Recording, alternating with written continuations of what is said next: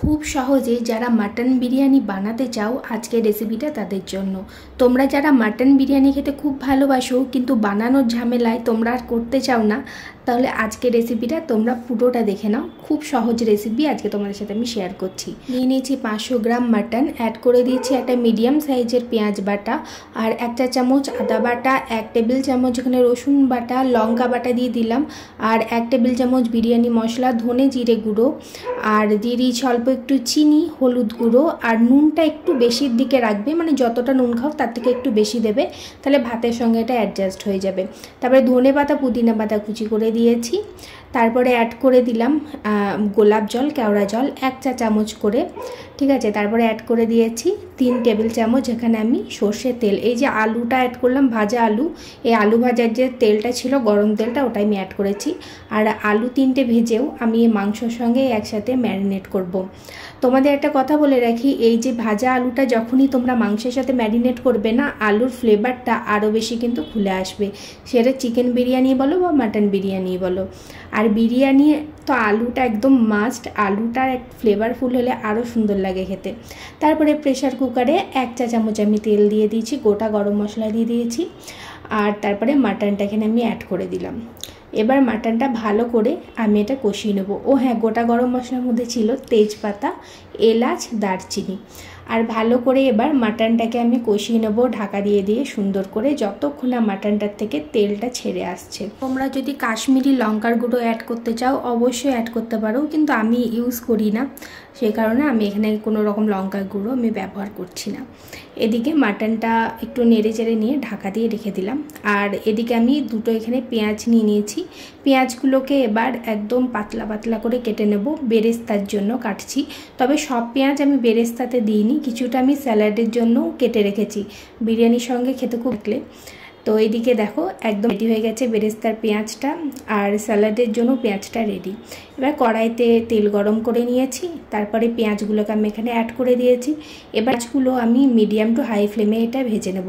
লো ফ্লেমে ভাজলে মানে পেঁয়াজটা নরম নরম হয়ে যায়, সেই জন্য আমি মিডিয়াম টু হাই ফ্লেমে এটা ভাজি।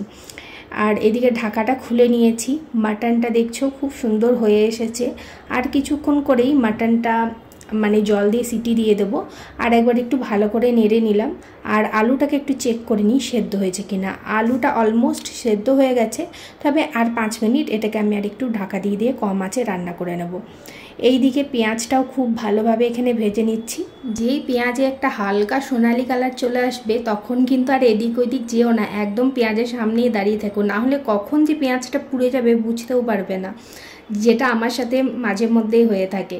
তো এদিকে বেরেস্তাটা রেডি হয়ে গেছে, বেরেস্তাটা তুলে নিই। আমারও নিচে দেখতে পাচ্ছ কিছু পেঁয়াজ পুড়ে গেছে, তো ওইগুলো আমি ফেলে দেবো, ওগুলো আমি ইউজ করব না, না ওগুলো একটু তেতো তেতো ভাব চলে আসে। তো পেঁয়াজটাকে একটা প্লেটে তুলে নিয়ে একটু ভালো করে ছড়িয়ে দিয়েছি, যাতে গরম ভাবটা চলে যায় আর একটু মচমচে হয়। আর এইদিকে দেখো মাটনটা থেকে একদম তেল বেরিয়ে গেছে, খুব সুন্দরভাবে এটা কষানো হয়ে গেছে। আলুগুলো একদম সেদ্ধ হয়ে গেছে, তাই আলুগুলো তুলে নিচ্ছি আর চর্বিটাও এখানে তুলে নিচ্ছি। এরপরে অ্যাড করে দেবো 2 কাপ মতন জল। জলটা একটু কম পরিমাণেই দিতে হবে। তো জলটাকে অ্যাড করে ভালো করে মিশিয়ে নেব।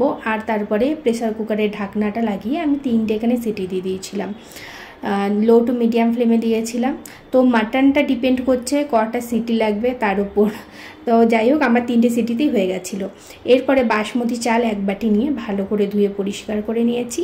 আর একটা এদিকে সসপ্যানে আমি গরম জল বসিয়ে দিয়েছি, তাতে অ্যাড করে দিলাম এলাচ, লবঙ্গ, দারচিনি, তেজপাতা, আর দিয়ে দিলাম রিফাইন্ড অয়েল, একটু লেবু রস দিয়ে দিয়েছি আর 1/2 চা চামচ মতন নুন দিয়ে দিয়েছি। কতটা পরিমাণে দিয়ে দিয়েছি সমস্ত কিছু স্ক্রিনে লেখা আছে, তোমরা দেখতেই পাচ্ছ, প্লিজ একবার চেক করে নিও। এরপরে চালটা অ্যাড করে একটু ভালো করে এটাকে সেদ্ধ করে নেব। 90% মতো এটাকে আমি এখানে সেদ্ধ করি, তার বেশি করি না আর তার কমও করি না। এইদিকে দেখো যার মানে ভাতটার ভালো করে ফ্যানটা আমি ঝরিয়ে নিয়েছি, আর এদিকে মাটনটাও একদম রেডি হয়ে গেছে। তো আলুটা আর চর্বিটা আমি এখানে অ্যাড করে দিয়েছি, কিন্তু এতটা তো ঝোল ঝোল রাখলে হবে না, তাই আবার গ্যাসের আঁচটা জ্বালিয়ে দিয়ে গ্রেভিটাকে একটুখানি আমি এখানে কমিয়ে নেবো, একটু গাঢ় গাঢ় মতন করে নিতে হবে। তোমরা কে কে মাটন বিরিয়ানি খেতে ভালোবাসো কমেন্টে অবশ্যই জানাবে। চিকেন বিরিয়ানি না মাটন বিরিয়ানি কোনটা তোমাদের ফেভারিট? তো এইদিকে দেখো মাটনটা একদম রেডি হয়ে গেছে, আমি গ্যাসের ফ্লেমটা অফ করে দিয়েছি। এরপরে আমি একটা এখানে ননস্টিকের কড়াই নিয়ে নিয়েছি, ঘি লাগিয়ে নিয়েছি ভালো করে। তারপরে প্রথমে আমি দিয়ে দিলাম ভাতটা, তারপরে অ্যাড করে দিচ্ছি মাটন আর আলুগুলো।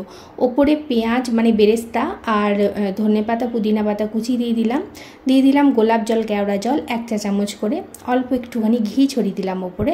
আবার সেম প্রসেসে ওপরে একটুখানি ভাত দিয়ে দিলাম, তারপরে আবার মাটনটা দিয়ে দিলাম, সেম প্রসেস যেটা সেটা আবার ফলো করেছি এখানে। আর 2টো সেদ্ধ ডিম দিয়ে দিয়েছি। সব শেষে আবারও একটুখানি ঘি দিয়ে ঢাকাটা লাগিয়ে দিলাম। আর কড়াইয়ের ঢাকনার যে ফুটোটা ছিল একটা লবঙ্গ ভরে দিলাম যাতে ভেতরে ভাপটা বাইরে না আসে। পরে বিরিয়ানিটাকে দমে বসিয়ে দিয়েছিলাম 5 মিনিট হাই ফ্লেমে আর 25 মিনিট লো টু মিডিয়াম ফ্লেমে আমি এটাকে রেখেছিলাম একটা তাওয়ার উপরে। তো এখন দেখো বিরিয়ানিটা একদম রেডি হয়ে গেছে। আর 30 মিনিট পর যখন আমি গ্যাসটা বন্ধ করে দিয়েছিলাম আরও 5 মিনিট এটাকে আমি রেস্টে রেখে দিয়েছিলাম, কড়াইয়ের মধ্যেই ছিল। আর তারপরে এটাকে আমি সার্ভ করছি গরম গরম। কেমন লাগছে দেখতে অবশ্যই কমেন্ট করে জানাবে। ভিডিও ভালো লাগলে অবশ্যই লাইক কমেন্ট শেয়ার করতে ভুলবে না। যদি ফেসবুক পেজ থেকে দেখে থাকো পেজটাকে ফলো করে পাশে থেকো, যদি ইউটিউব চ্যানেল থেকে দেখে থাকো তাহলে চ্যানেলটাকে সাবস্ক্রাইব করে পাশে থেকো। এদিকে দেখতে পাচ্ছ মাটনটা আলুটা কত সুন্দর সেদ্ধ হয়েছে। চলো তাড়াতাড়ি খেয়ে নিই, আবার দেখা হবে তোমাদের সাথে অন্য কোনো এক নতুন ভিডিওতে।